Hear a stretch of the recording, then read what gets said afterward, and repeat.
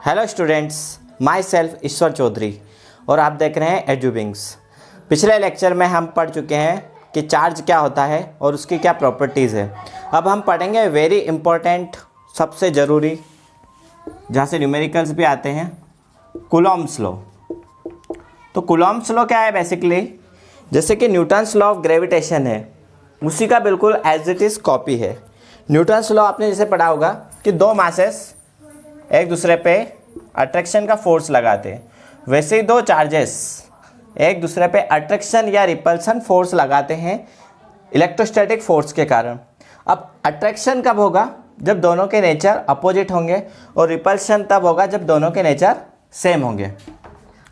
अब मान लो कि ये चार्ज Q1 है और ये Q2, मान लो दोनों पॉजिटिव चार्ज है, तो ये वाला इसको रिपेल करेगा यानी कि इधर फोर्स लगाएगा, और ये वाला इसको रिपेल करेगा यानी इधर फोर्स लगाएगा। अब इस पे जो फोर्स लगा है, 1 ने 2 पे फोर्स लगाया, उसको हम लिखेंगे F21, force on 2 due to 1, और दूसरा पहले पे जो फोर्स लगाएगा उसको लिखेंगे F12, मतलब force on 1 due to second. अब प्रैक्टिकली देखा गया कि दोनों की डायरेक्शन जो होती है वो अपोजिट होती है। दोनों की डायरेक्शन क्या है? अपोजिट है, दिख रहा है, पर मैग्नीट्यूड इक्वल होता है। यानी कि जितना फोर्स पहला दूसरे पे लगाएगा, दूसरा वाला चार्ज भी पहले पे उतना ही फोर्स लगाएगा। तो आप अगर वेक्टर फॉर्म में लिखना चाहो तो वेक्टर फॉर्म में क्या लिखोगे? F21 is equal to minus time F12। ये माइनस साइन क्या रिप्रेजेंट करता है? माइनस साइन रिप्रेजेंट करता है कि दोनों फोर्सेस की डायरेक्शन क्या होगी? अपोजिट होगी। इसका मतलब कि दोनों एक्शन रिएक्शन पेयर फॉर्म कर रहे हैं। अब कोई भी दो चार्जेस के बीच जो फोर्स लगता है, force, electrostatic force between two charges, 3 चीज़ों पे डिपेंड करता है। ये कूलॉम्ब ने प्रैक्टिकली देखा था। पहला क्या है? Magnitude of Q1 and Q2।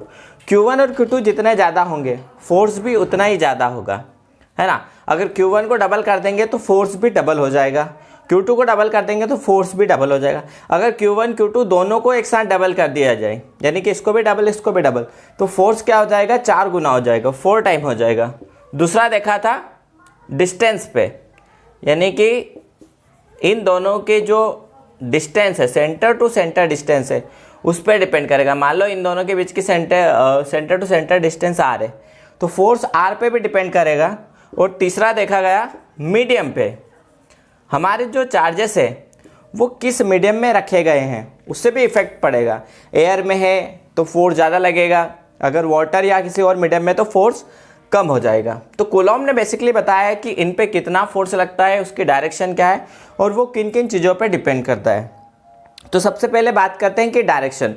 तो जो फोर्सेस लगते हैं उनकी डायरेक्शन होती है along the line joining the centre of two charges, यानी कि इन दोनों चार्जेस को जो लाइन ज्वाइन करेगी या इनके सेंटर को जो लाइन ज्वाइन करेगी उसके अलोंग ही फोर्स लगेगा। इसका मतलब कि अगर ये Q1 है तो Q2 पे इसी डायरेक्शन में फोर्स लगा सकता है, ऐसे फोर्स नहीं लगा सकता है, ना ही ऐसे फोर्स लगा सकता है। इसके अलावा किसी और डायरेक्शन में वो फोर्स नहीं लगा सकता है। सिमिलरली Q2 जो है वो इसी डायरेक्शन में फोर्स लगाएगा, क्योंकि ये लाइन इनको ज्वाइन कर रही है, तो इसी डायरेक्शन में फोर्स लगा सकता है। तो एक्चुअली कूलॉम्ब लॉ लिखने के पहले मैं बता दूं कि यहाँ पे ये जो चार्ज है वो एक्शन रिएक्शन पेयर बना रहे हैं। क्या बना रहे हैं? Action reaction pair. यानी कि आपने पढ़ा होगा Newton's third law, Newton's law of motion number 3 NLM 3। तो एक्शन रिएक्शन पेयर के लिए क्या जरूरी है? पहली बॉडी दूसरी पे जितना फोर्स लगाए, दूसरी बॉडी उतने पे पहले पे भी उतना ही फोर्स लगाए। दोनों फोर्सेस का मैग्नीट्यूड इक्वल होना चाहिए और डायरेक्शन अपोजिट होनी चाहिए। दूसरी बात कि एक्शन रिएक्शन एक बॉडी पे एक्ट नहीं करता है, एक बॉडी एक्शन देती, दूसरी बॉडी रिएक्शन देती है। तो ये एक तरह का फोर्स लगा रहा और वो दूसरी तरह का फोर्स लगा रहा। अच्छा, एक्शन रिएक्शन के लिए nature of forces must be same. इसका मतलब क्या है इसका मतलब है कि भाई अगर ये इस पे ग्रेविटेशनल फोर्स लगा रहा है तो ये भी इस पे ग्रेविटेशनल फोर्स लगाना चाहिए। यहाँ पे ये इलेक्ट्रोस्टैटिक फोर्स लगा रहा है चार्ज के कारण, तो ये इस पे क्या लगाएगा, इलेक्ट्रोस्टैटिक फोर्स लगाएगा, तभी ये एक्शन रिएक्शन पेयर माना जाएगा। और तीसरा क्या है, दोनों फोर्सेस कोलीनियर होने चाहिए। कोलीनियर का मतलब क्या है कि उन दोनों की जो लाइन ऑफ एक्शन है वो एक ही लाइन से पास करनी चाहिए, यानी कि फोर्स कैसे लगना चाहिए, उन दोनों बॉडी को जो ज्वाइन करे उस लाइन के अलोंग लगना चाहिए।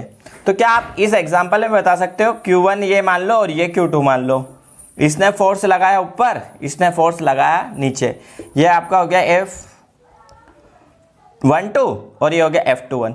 अगर मैं बोलूँ कि F12 और F21 इक्वल है, हाँ भाई डायरेक्शन भी अपोजिट है, बहुत सही। क्या ये एक्शन रिएक्शन पेयर फॉर्म करेंगे? नहीं, ये एक्शन रिएक्शन पेयर नहीं बनाएंगे। क्यों नहीं बनाएंगे? क्योंकि जो दो फोर्स है वो along the line joining of two charges उसके अलोंग एक्ट नहीं कर रहे, तो ये एक्शन रिएक्शन पेयर को फॉर्म नहीं करेंगे।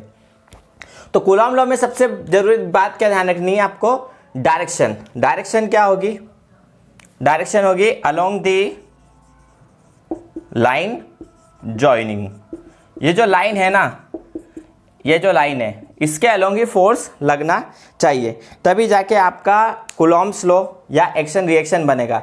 अच्छा, जब आपका एक्शन रिएक्शन बन गया है, देखो जब दोनों फोर्सेस एक दूसरे को तभी कैंसिल कर सकते हैं जब ये फोर्स और ये फोर्स एक ही लाइन पे एक्ट करे, डायरेक्शन अपोजिट होनी चाहिए, मैग्नीट्यूड इक्वल होना चाहिए, तभी तो कैंसिल कर सकते हैं। आप रामायण और महाभारत में देखते हैं कि इधर से तीर आ रहा है, इधर से तीर आ रहा है, दोनों तीर से तीर टकरा रहे हैं, है ना, तो तभी एक दूसरे को मार सकते हैं जब क्या हो, वो एक ही लाइन पे, पता चला एक तीर इधर से आ रहा है, एक तीर इधर से आ रहा है, कहाँ से टकरा जाएंगे वो।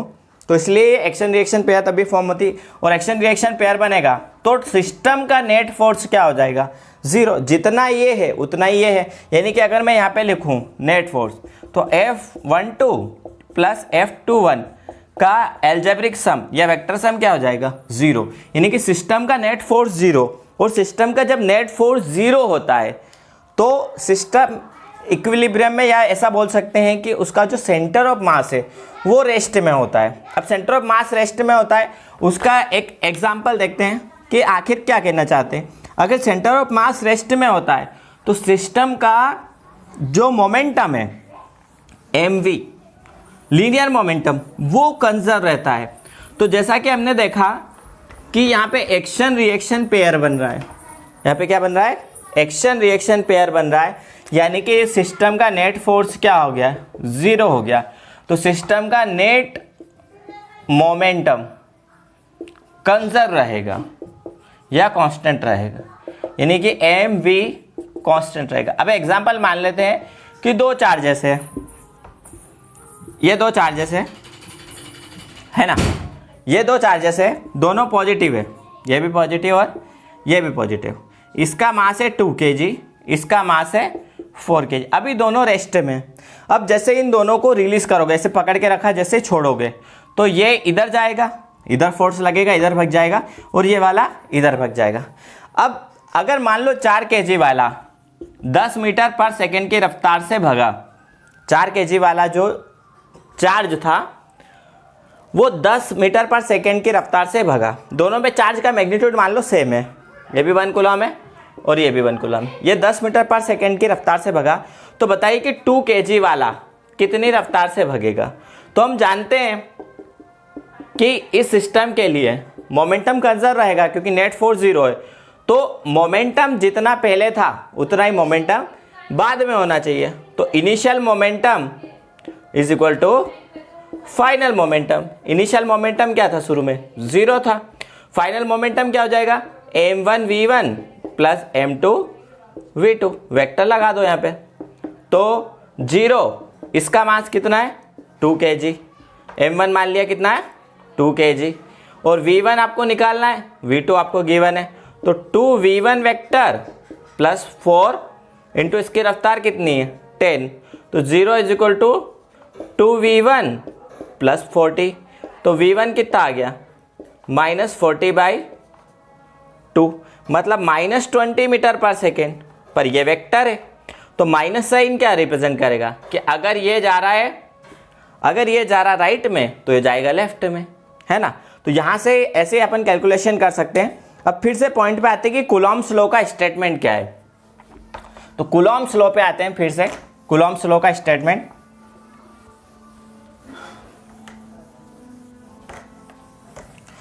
कूलॉम लॉ बेसिकली क्या है, इलेक्ट्रोस्टैटिक फोर्स को की इक्वेशन है बिटवीन टू चार्जेस।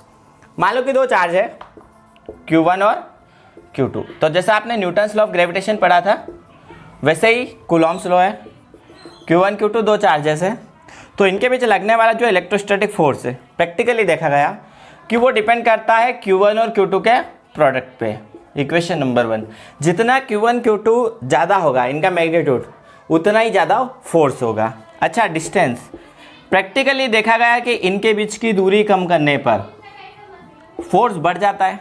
अगर दुश्मनी होगी तो जो दो लोग पास में आते तो दुश्मनी और ज़्यादा होती। प्यार भी होता है तो दो साथ में रहते तो प्यार बहुत ज़्यादा हो जाता है, दूर चले जाते हैं तो प्यार कम हो जाता है। ठीक है, तो दुश्मनी या प्यार जो भी होगा दूरी बढ़ने पे कम हो जाएगा और दूरी कम होने पे बढ़ जाएगा। ये थी इक्वेशन नंबर 2। मीडियम का भी फर्क पड़ेगा लेकिन आई विल टेल यू थोड़ी देर में। अब जब दोनों को एक साथ लिखा गया तो एफ इज डायरेक्टली प्रोपोर्शनल हो गया Q1 Q2 upon R square. एक इक्वेशन निकल के आई। अब देखो यहाँ पे प्रोपोर्शनलिटी साइन है, मतलब फोर्स डिपेंड करा Q1 Q2 और डिस्टेंस पे। अब जब जब कोई प्रोपोर्शनलिटी साइन को हटाते हैं, यहाँ पे हम प्रोपोर्शनलिटी साइन को हटाएंगे तो दो बातें, जब जब प्रोपोर्शनलिटी साइन को हटाते हैं तब एक कांस्टेंट का जन्म होता है, पहली बात। दूसरी बात, वो जो कांस्टेंट आता है वो आजू बाजू वालों पे डिपेंड नहीं करता, यानी कि ना तो लेफ्ट वाले पे डिपेंड करेगा ना राइट वाले पे डिपेंड करेगा। तो जब कांस्टेंट को हटाया गया तो फोर्स आया के, कैपिटल के, Q1 Q2 upon R square. अगर इस इक्वेशन को ध्यान से देखो तो आपने पढ़ा होगा Newton's law of gravitation, F = G m1 m2 upon R square. याद आया कुछ? Same to same. अभी मैं इसको वेक्टर फॉर्म में बाद में बताऊंगा, अभी से समझ लो कि इस फोर्स का मैग्नीट्यूड है। तो ये बिल्कुल सेम किसके, यानी कि कूलॉम ने किसको कॉपी कर दिया, एज इट इज न्यूटन का जो लॉ था यूनिवर्सल लॉ ऑफ ग्रेविटेशन, वैसे ही क्या आ गया, कूलॉम का लॉ। अच्छा, जहां पे के क्या है, के इज ए कांस्टेंट, के इज ए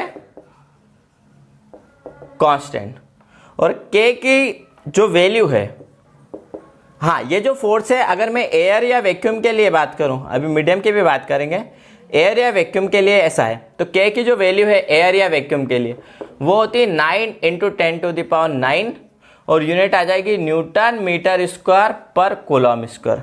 आप इसकी यूनिट निकाल सकते हो, देखो के क्या हो जाएगा, FR square upon Q1 Q2। तो फोर्स की यूनिट न्यूटन, डिस्टेंस की यूनिट मीटर का स्क्वायर, और Q1 Q2 चार्ज है, इनकी यूनिट हो जाएगी कूलॉम इंटू कूलॉम, यानी कूलॉम स्क्वायर। अब देखो के को डिफाइन करना है तो के को क्या, सारी चीज़ें आप 1 1 ले लो, डिस्टेंस को 1 ले लो, Q1 Q2 को 1 ले लो, यानी कि दो यूनिट चार्जेस एक दूसरे से अगर 1 मीटर की दूरी पर रखे हैं तो उनके बीच में लगने वाला फोर्स इक्वल टू होता है के। तो ये थी कूलॉम्स लॉ का मैग्नीट्यूड, मतलब फोर्स का मैग्नीट्यूड बताया कूलॉम ने, जो कि ग्रेविटेशनल लॉ का एज इट इज कॉपी है, रिश्ता वही सोच नहीं। अब अगर मैं थोड़ी सी और बात करूं तो जो के है यानी कि फोर्स है वो मीडियम पे डिपेंड करता है, और मीडियम पे किस तरीके से डिपेंड करता है, तो इस इक्वेशन को फिर से देखेंगे अपन। तो F = क्या हो जाएगा, के Q1 Q2 upon R square. अब देखो जो के है उसकी वैल्यू होती है 1/4πε0। अब क्वेश्चन ये आता है कि सर ये ε0 क्या चीज़ है, तो एक्चुअली ε0 होता है एक और कांस्टेंट, इसको बोलते हैं हम परमिटिविटी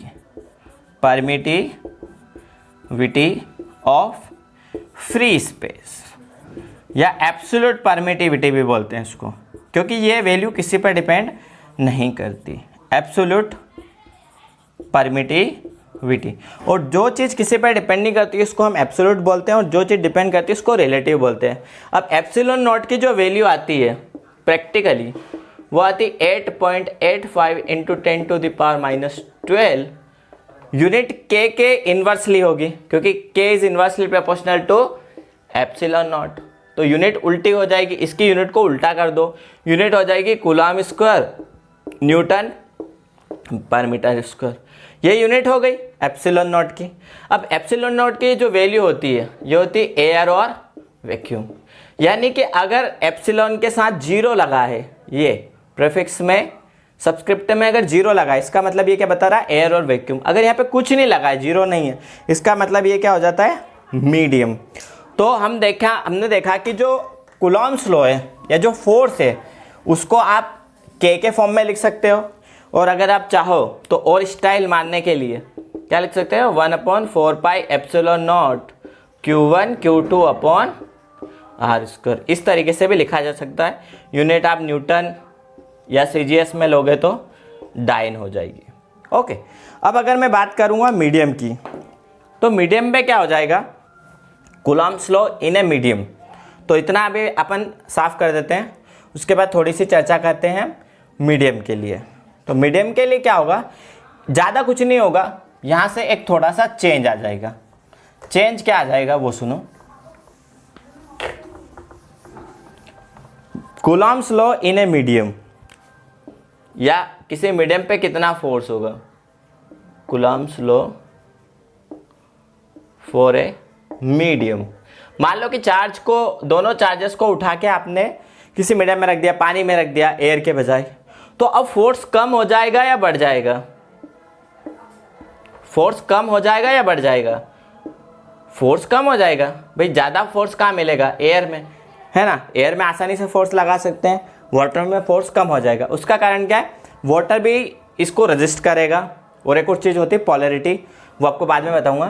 तो ऐसा समझ लो कि आप किसी को हवा में मारोगे, थप्पड़ मारे हो तो उसको ज़्यादा ज़ोर से लगेगी, और पानी में मारोगे तो कम ज़ोर से लगेगी, है नहीं। यहाँ पे फोर्स क्या आ रहा है, सिमिलरली आर। अच्छा, कूलॉम लॉ में आपको एक और चीज़ रखनी है यार, वो बताता हूँ मैं क्या। तो मीडियम की बात करें तो मीडियम में क्या है, जैसा कि हमने एयर में देखा था, एयर में क्या देखा था हमने, F = 1/4 pi epsilon naught Q1 Q2 upon R square. Medium के लिए आपको कुछ नहीं करना है, आपको एप्सिलॉन नॉट की जगह पे एक प्रॉपर्टी यूज करनी, एप्सिलॉन, यानी कि एप्सिलॉन नॉट को हटा के रख देना एप्सिलॉन। वेयर एप्सिलॉन का मतलब क्या है, एप्सिलॉन है परमिटिविटी ऑफ मीडियम। अब परमिटिविटी का मतलब क्या है, परमिटिविटी का मतलब है ability to store electric energy, electric energy को स्टोर करने की एबिलिटी। तो एप्सिलॉन की वैल्यू जितनी ज़्यादा होगी फोर्स उतना ही कम होगा। F is inversely proportional to epsilon, store करने की क्षमता ज़्यादा होगी। अब एप्सिलॉन जो होता है उसकी वैल्यू कैलकुलेट करते हैं, एप्सिलॉन इंटू एप्सिलॉन आर, जहाँ पे एप्सिलॉन का मतलब है एब्सोल्यूट परमेबिलिटी, एब्सोल्यूट परमेबिलिटी, और एप्सिलॉन आर कहलाता है डाइलेक्ट्रिक कांस्टेंट, डाइलेक्ट्रिक कांस्टेंट। इसका दूसरा नाम है relative permeability, relative permeability. Relative permeability actually क्या बताता है कि एयर या वैक्यूम के कंपैरिजन में उस मीडियम की परमेबिलिटी कितनी गुना है। एक डायमेंशन लेस नंबर है, इसका ना तो कोई यूनिट होता है ना कोई डायमेंशन, ये डायमेंशन लेस है और यूनिट लेस है। न्यूमेरिकल में कभी भी आपको इसकी यूनिट नहीं मिलेगी, आपको सिंपल लिख दिया जाएगा कि डाइलेक्ट्रिक कांस्टेंट इतना इतना एक न्यूमेरिकल वैल्यू। कुछ किताबों में इसको छोटा के भी लिखते हैं, यहाँ पे छोटा के में इसने लिखा कि आप बड़े के छोटे के में कंफ्यूज हो जाओगे। तो ये थी अपनी एप्सिलॉन की बात। तो मीडियम में फोर्स क्या लिखा जा सकता है, मीडियम में लिखा जा सकता है 1/4 pi epsilon naught into epsilon R, साथ में आपको एक फैक्टर का मल्टीप्लाई कर देना Q1 Q2 upon R square. तो किसी भी मीडियम में फोर्स क्या हो गया, एप्सिलॉन आर गुना कम हो गया एज कंपेयर टू एयर और वैक्यूम। यह थी मीडियम की बात। अब एप्सिलॉन आर की बात करें तो कुछ मीडियम के एप्सिलॉन आर की वैल्यूज मैं बताता हूँ। सबसे पहले अपन लेंगे एयर या वैक्यूम की। तो एयर या वैक्यूम के लिए क्या होगा,